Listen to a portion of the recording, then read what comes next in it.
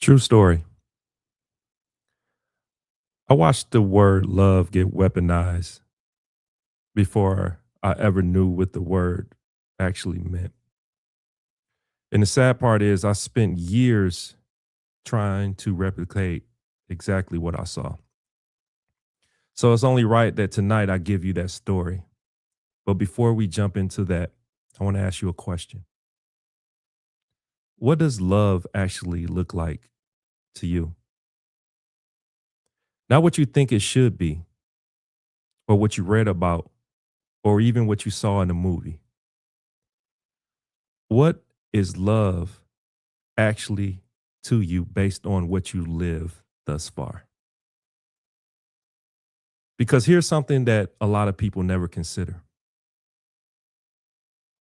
Your definition of love was handed to you. In that same house that I spoke of in the last episode, and oh yeah, by the same people who were doing their best given the circumstances that they were given in the broken definition of love. And not only did you take that definition, right? You took it without questioning it. You took it without examining it, and definitely without even giving the option to opt out. And then what happened? You carried it into your relationship. Now, while you think about everything I just told you, I want to welcome you back to the family arc episodes. That's what we're currently in, a family arc. On the first episode, we talked about how your voice was shaped. We talked about how your voice was molded in the house that you grew up in. Well, obviously, tonight, we're going a little deeper. Because, see, one thing I understand about life, one thing I understand about people is it just wasn't your voice that was molded. It was your entire understanding of what love is, what love should cost, and what you're supposed to tolerate in the name of it. And I'm going to be real, for most of us, what we were taught about love in our past is costing us a lot right now in our present. And if we continue to stay this way in our future, let's talk about it.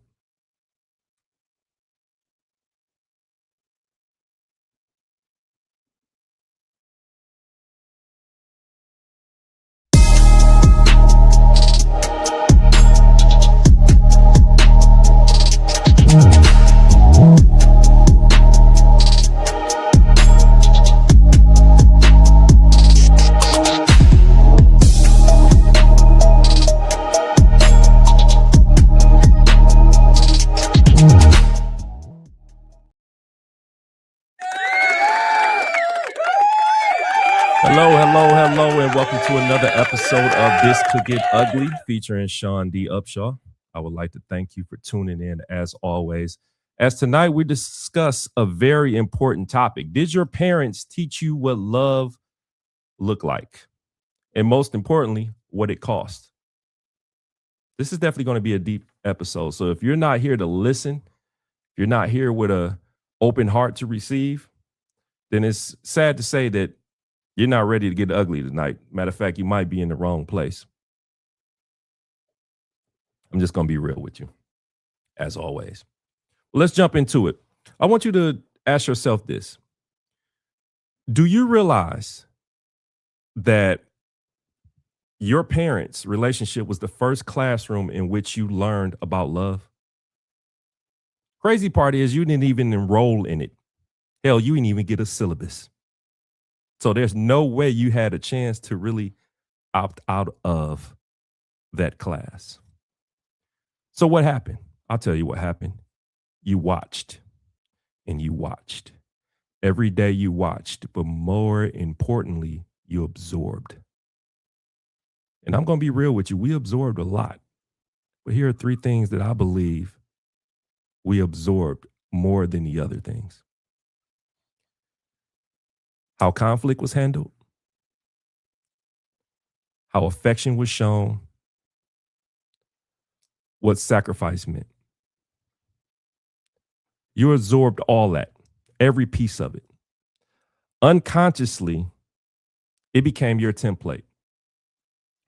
Not because you agree with it, not because you thought it was healthy, excuse me, it was the only model that you were given. And one thing I know about us as people, when we only have one model, we don't have an alternative model. The one model that we're given is the one that primarily becomes our default. And guess what? That's even if it's destroying us. That's even if it's destroying us. So here's what we're going to do. Since she was given that default model, why not talk about the 5 lessons that I believe were installed by having that? I'll share. Lesson 1.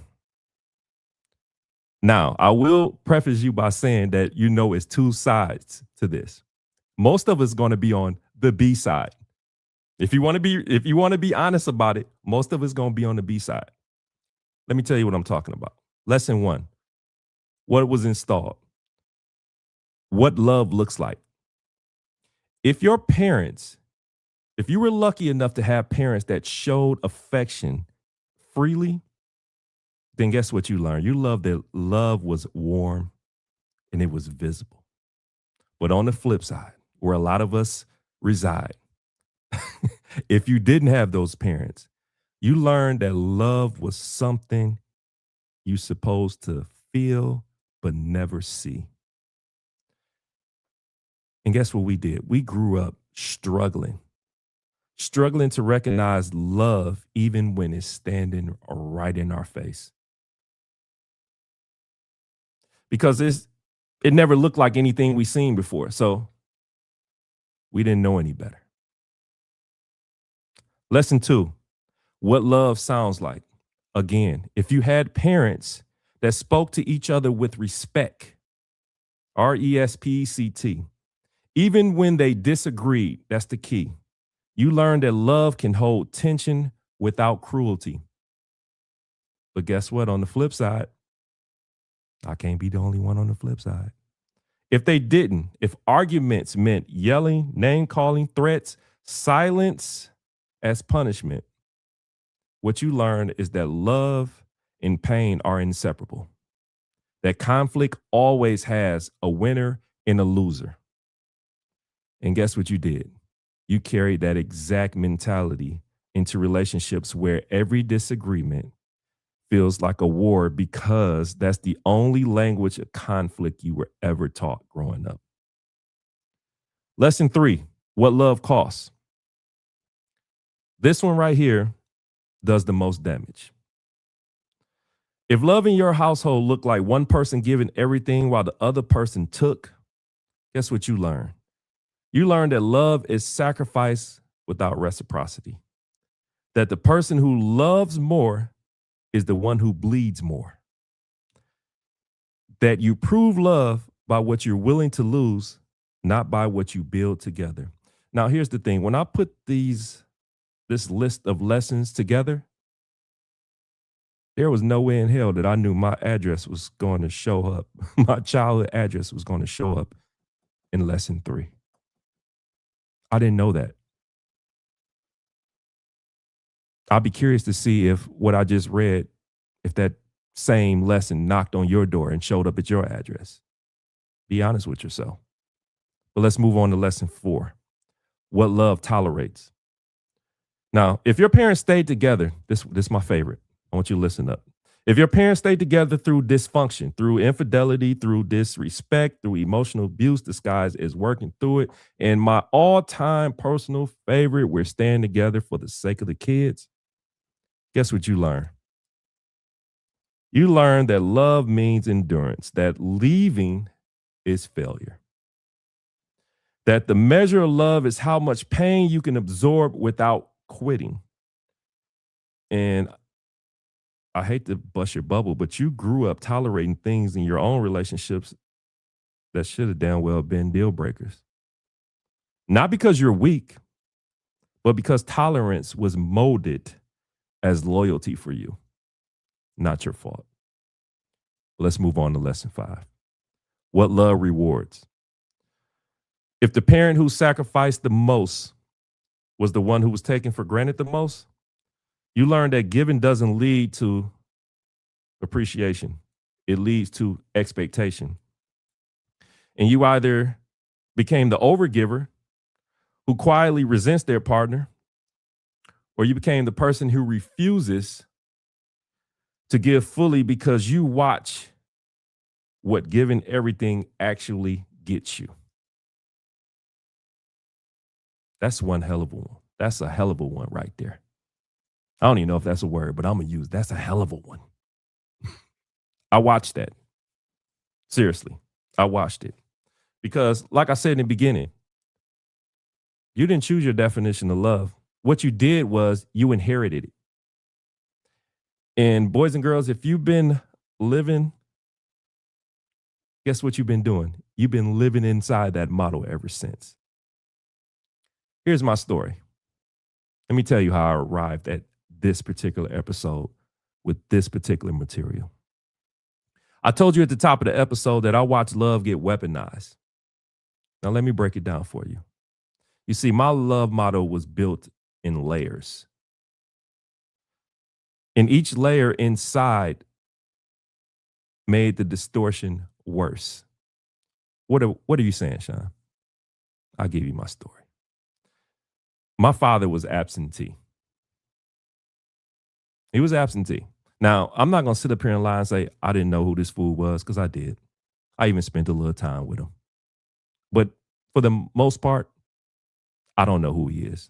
If he was to die tomorrow and they asked me to speak at his funeral, I wouldn't know what to say because I don't know this man. That's why I say he was absentee. He just wasn't there. And I'm not going to spend a lot of time speaking on him, because when we get deeper into these episodes, you'll get that story.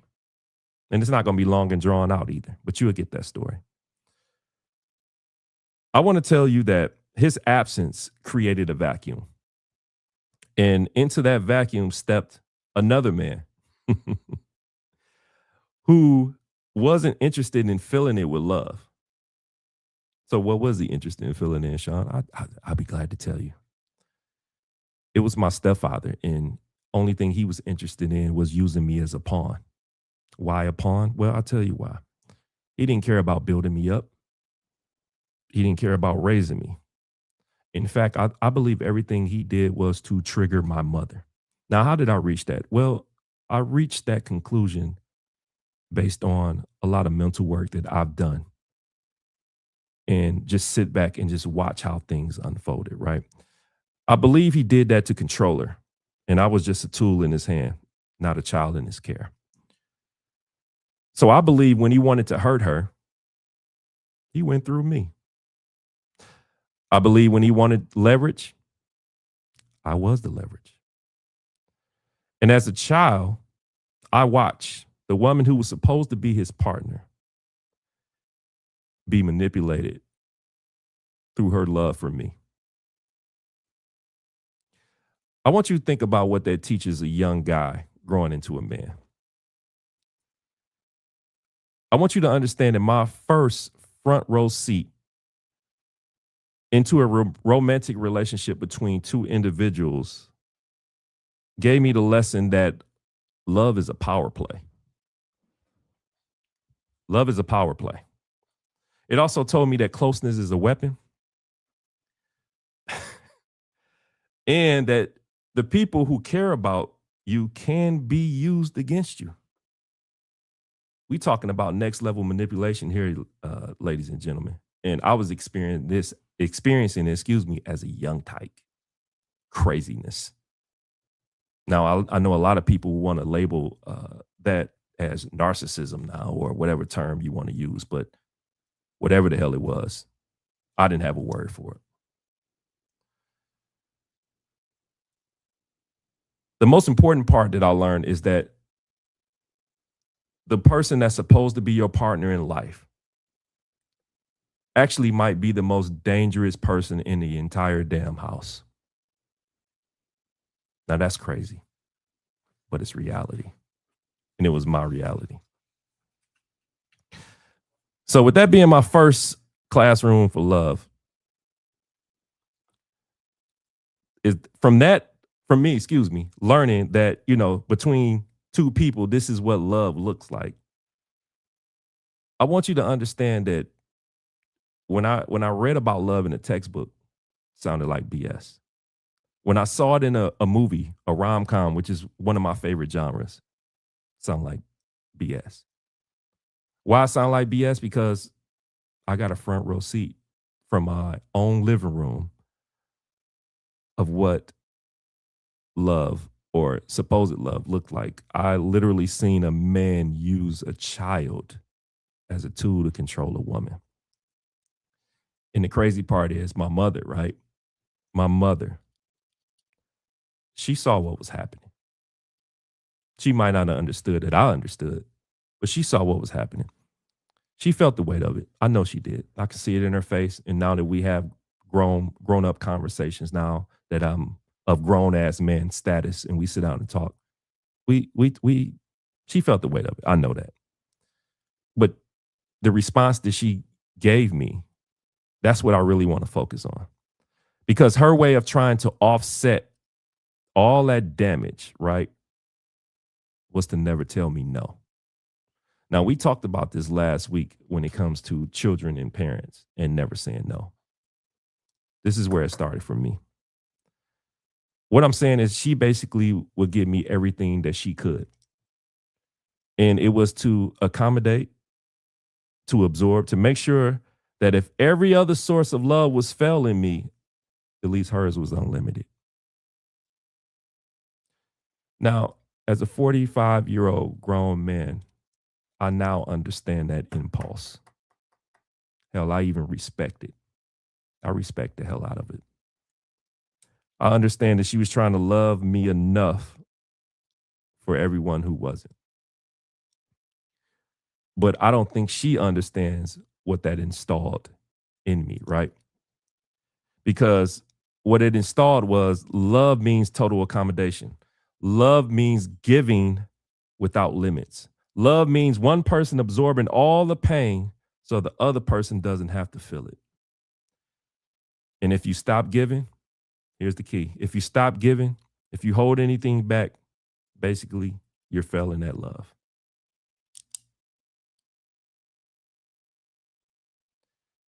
That was the only version I knew. That was the only version that was consistent in my life where someone had to empty themselves in order for me to feel love. But here's the thing. That type of love wasn't just molded in my household. What I'm about to say, and I hate to say it, but it was molded in another place. And that place is church. So what are you saying here, Sean? Trust me, it's not what you think I'm about to say.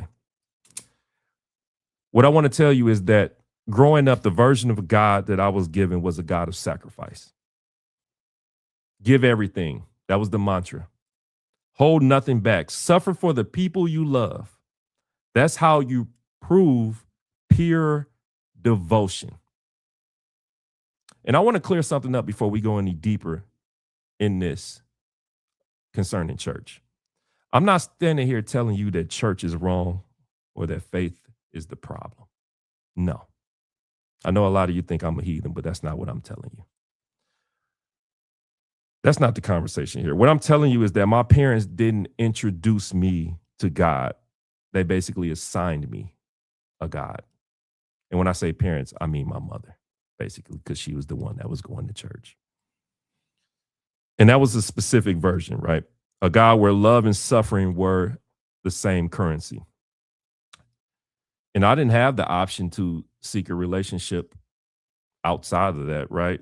To discover what God meant to me personally, because the version was actually preloaded before I was old enough to even question it. And hell, when I did start questioning it, they kicked me out of church. They wrote me off. But anyway, that's another story. But here's what that specific version installed in me, right?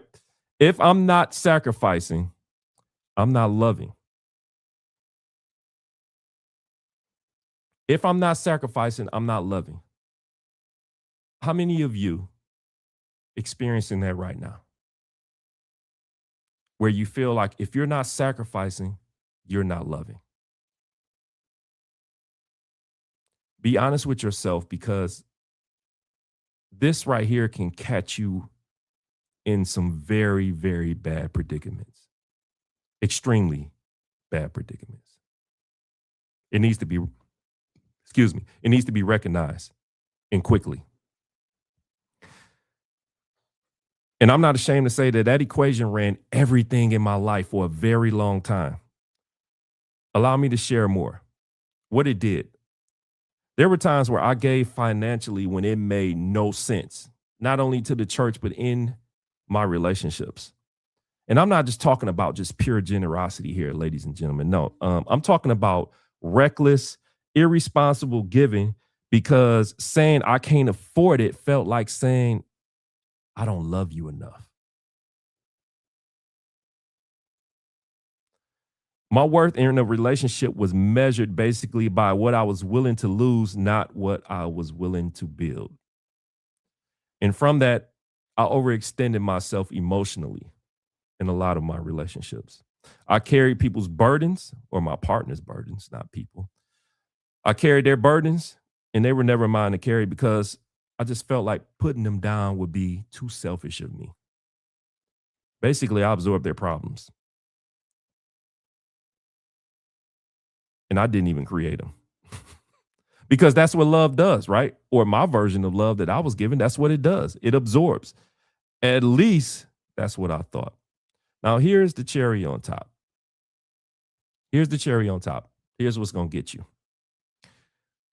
When someone loved me, when I got into an actual relationship where I felt like someone loved me and they told me,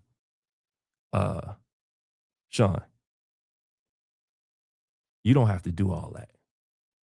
You don't have to bleed for me. You don't have to sacrifice. I didn't feel relieved. I didn't feel relieved at all. What I felt was useless. And I know that sounds crazy. I know that sounds crazy, but I did. I felt useless because, like I said, if I wasn't sacrificing, and excuse me what I'm about to say because I hate this term with every fiber in my being. If I wasn't sacrificing, then what was I bringing to the table? That's the question I would ask myself. Now, I have many examples of what I can give you as far as how I sacrifice. I told y'all probably in episode 2 or 3, I don't remember, that I've been married twice. I've been married twice, but I only count one. And I'm going to tell you why I count one. I only count my second marriage. I don't count my first one just due to the fact of me realizing what I sacrificed in order to accomplish it, right? Now, when I say this, I'm not saying that the first person I married is a bad person. For those who know who I married, she's not a bad person. She's a phenomenal person. But let me tell you where I made my mistake and why I don't count that marriage. I don't count it because I feel like I married her timeline. I didn't marry her. So what are you saying, Sean? I'm saying that through my conversations and talking to her, she had stressed that she wanted to be married at a certain age. By her telling me that, by me loving her, the model that I was given as a child kicked in. I might not have been ready to get married at that age, but guess what? I was willing to sacrifice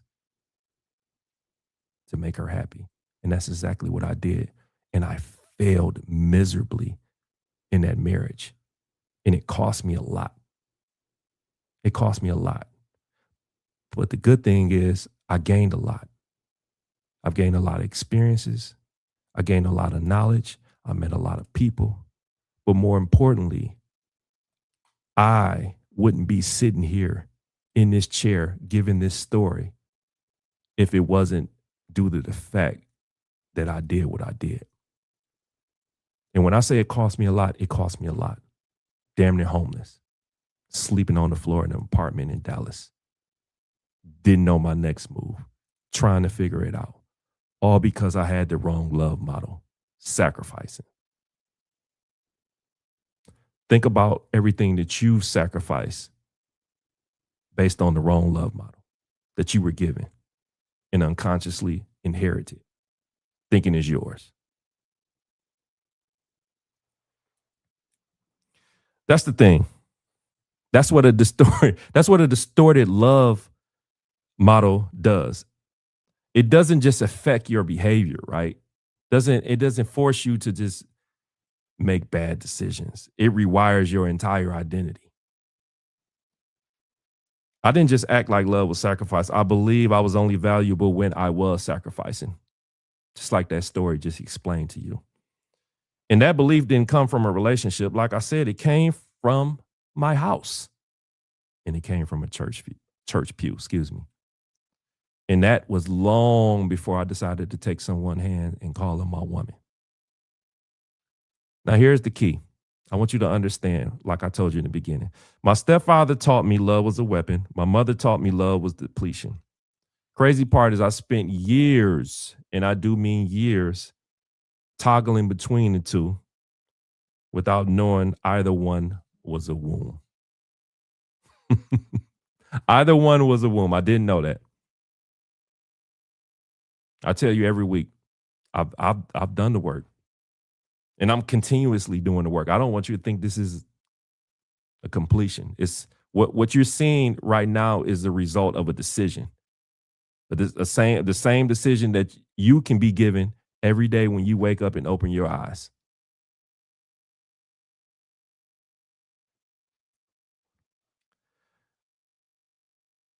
I want to go deeper into the transfers of that faulty love model. But let me let me bring something up real quick because I have to bring this up. I wanted to plug as I'm sitting here writing. I was writing my script. I'm like, man, I'm going to put this in here because I need people to understand where I'm coming from and just how crazy this can be if you're not careful. One of the things I want to talk about before I talk about these four transfers is I need to address something that I hear constantly from people on social media in comments that talk about relationships. And believe it or not, these posts really go viral, which means a lot of people share them and agree. I'm going to break it down for men and women, but let's start with women because I always believe ladies are first. Women, when you say, I want a man who loves me the way my daddy loved my mama, do you know what you mean? Fellas, when you say, I want a woman who loves me like my mama loved me, do you know what you're saying? I would like to believe you do because I'm telling you, every time somebody says it, all I see is everybody nodding, agreeing, liking, thumbs up, hearts, sharing, doing reaction videos to it. But like I said, I need you to actually think about what that's saying. Let's break that down real quick. To the women, when you say, I want a man who loves me like my daddy loved my mama, exactly what version of love are you talking about? Because I'm going to be real with you. You only saw the display version. Now, you can agree to disagree, but I'm telling you, you only saw the display version. And I'll tell you why I say that. You only saw what happened in front of you. The way he opened doors, the way he provided, the way he showed up at events. Yeah, you saw all that, but you didn't get the full picture. You didn't see the conversations that happened behind the bedroom door. You didn't see the moments where your mother had to keep quiet to keep peace. You didn't see the compromises, the silent resentments, the things she tolerated because leaving wasn't the option that she gave herself. Here's a news flash. I'm not going to go any further with that. Here's a news flash. What you're doing when you say something like that, I want a man who loves me the way my daddy loved my mama, you're modeling after your father's love, of course, but you're modeling after the performance of that love.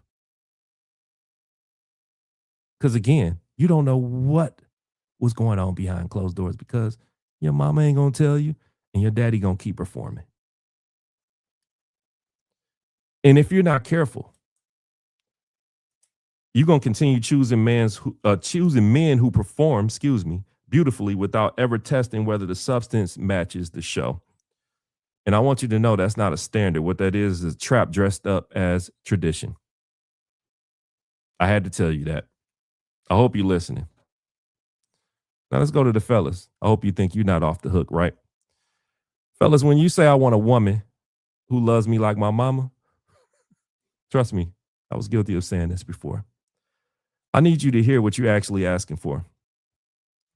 Because, see, you need to understand that a mother's love is unconditional. She forgives you for anything and everything. She, for the most part, most mothers, I ain't gonna say all mothers because I know some tough cookies, but she made excuses for your behavior. She cleaned up your messes when you should have cleaned them up your damn self.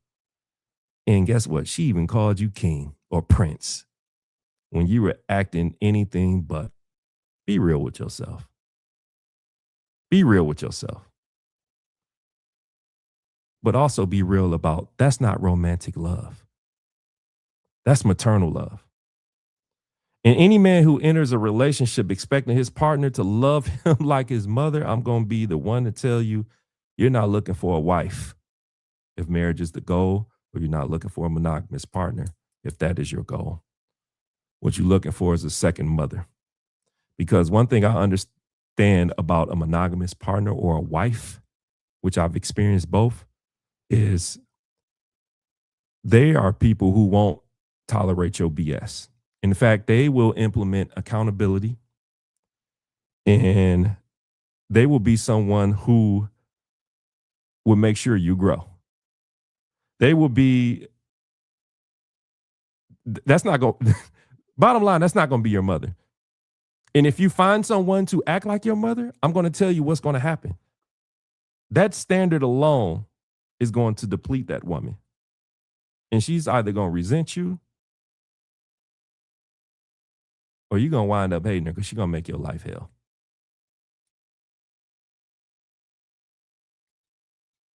I'm just being real.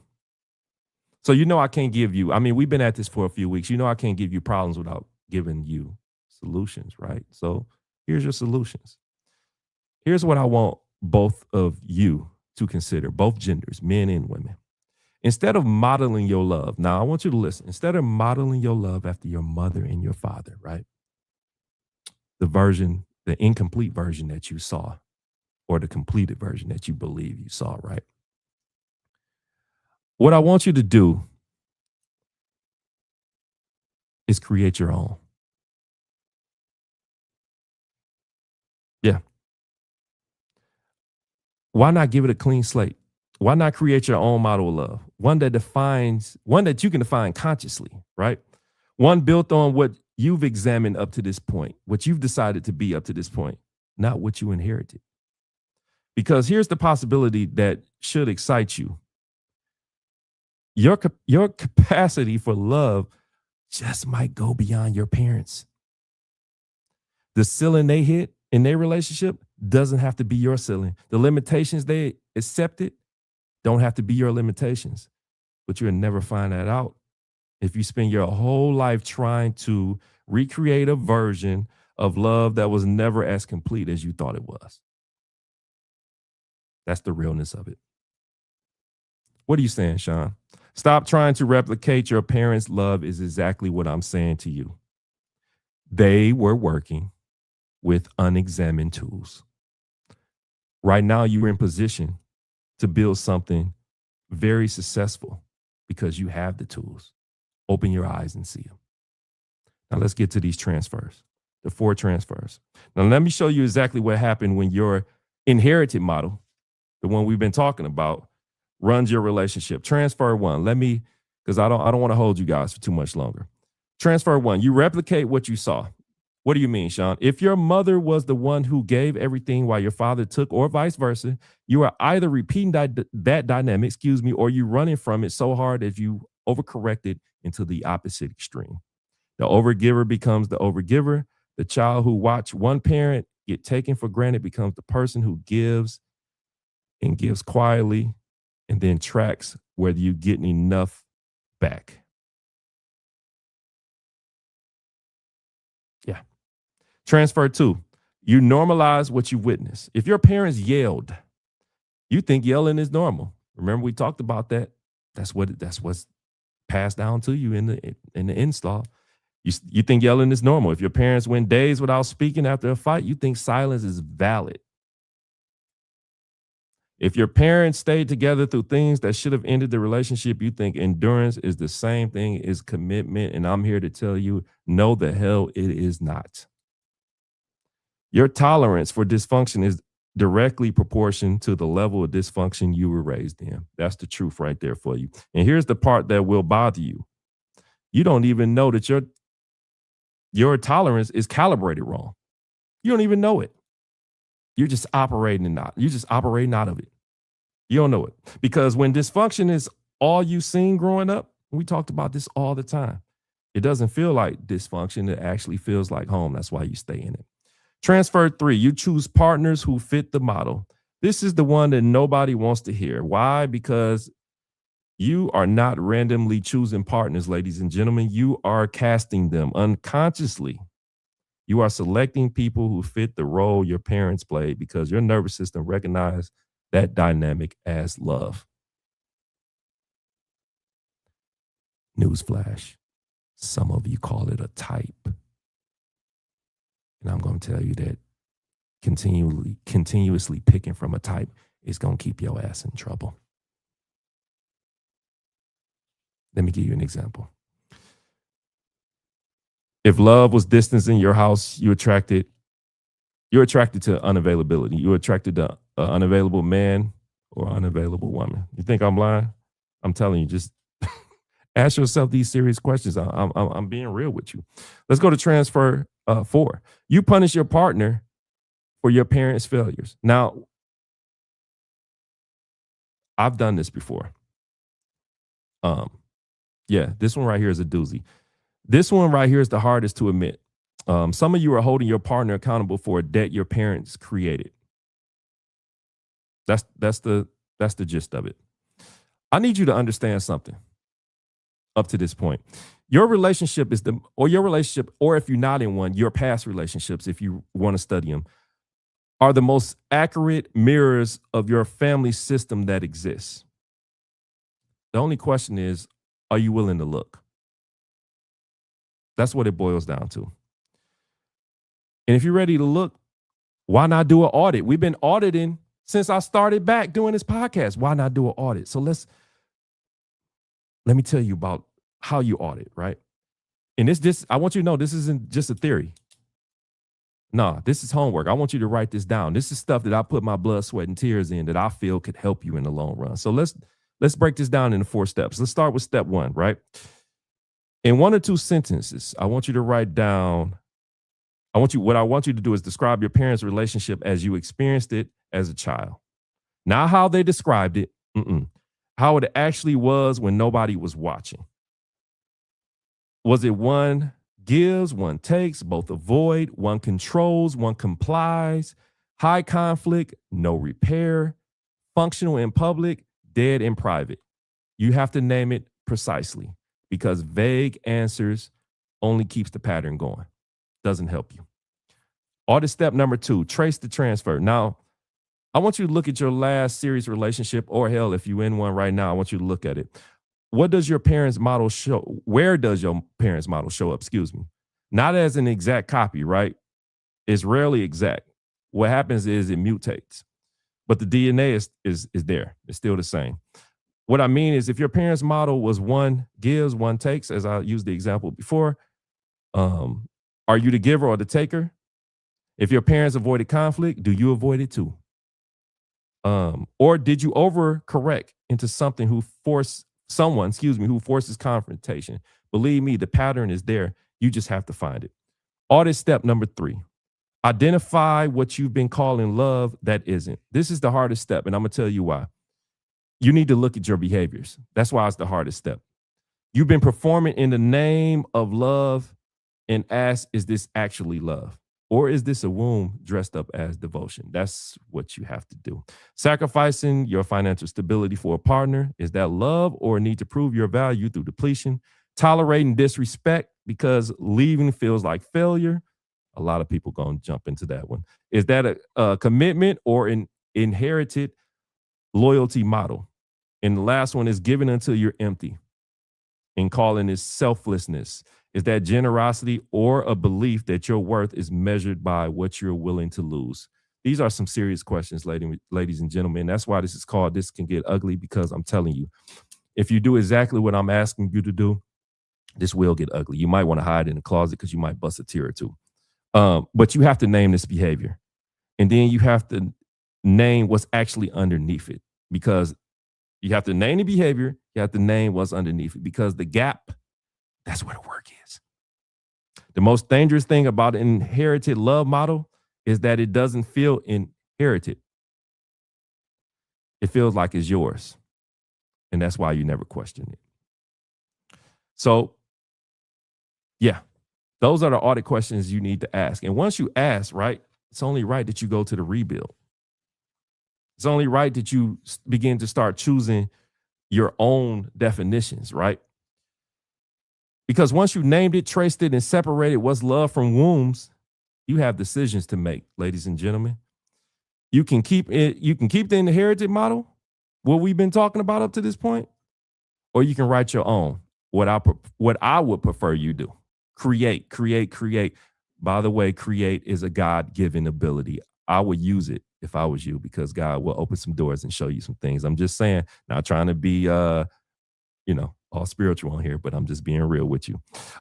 So here's some decisions that will pop up.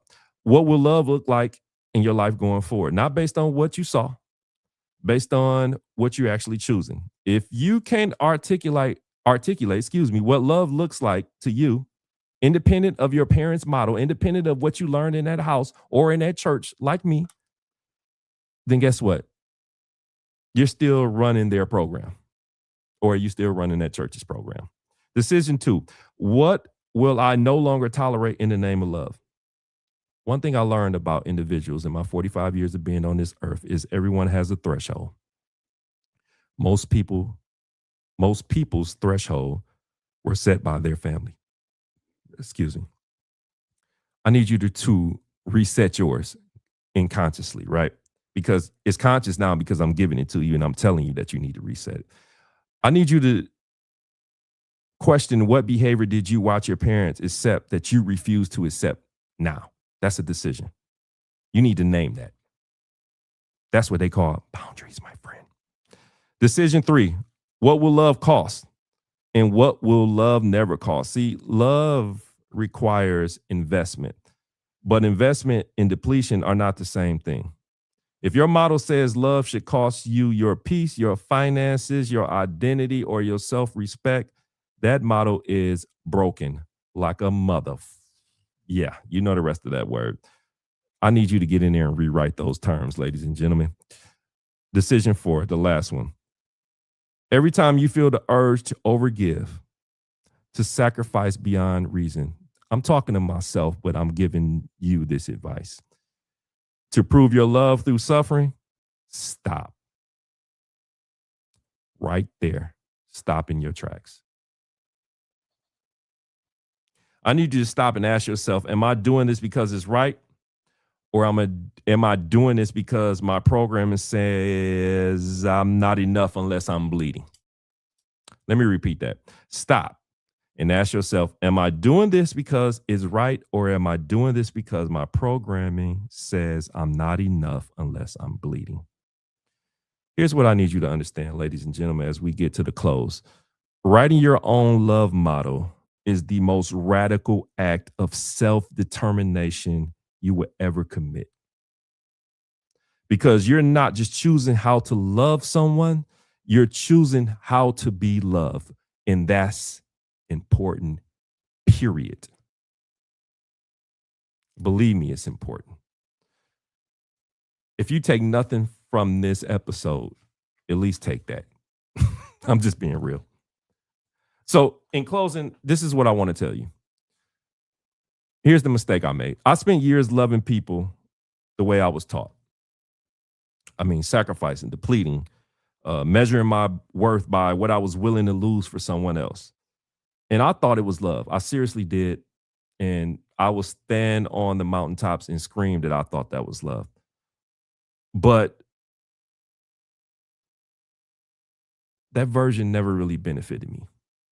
And whatever version of love that you're using, given by the model from your parents' home or church or any other place, atmosphere that gave you your definition of love, it won't benefit you. It's not going to benefit you. I made a decision, and I need you to make the decision. I'm not doing that shit no more. I need you to have the same attitude. I need you to adapt that attitude. And I'm not saying I'm not doing it because I figured everything out. Like I told you, I'm a work in progress. I wake up every day and make the decision to be this way. Remember, we don't deal in healed. Nothing is ever complete. We deal in healing, making the decision and being willing to go forward every day and become better. I had to audit. I did the audit. I named the model. I traced it back to its source. And then I decided consciously that the version of love that I handed was no longer a version for me. And that's the code that I live by today. And that's the code I want you to live by starting today.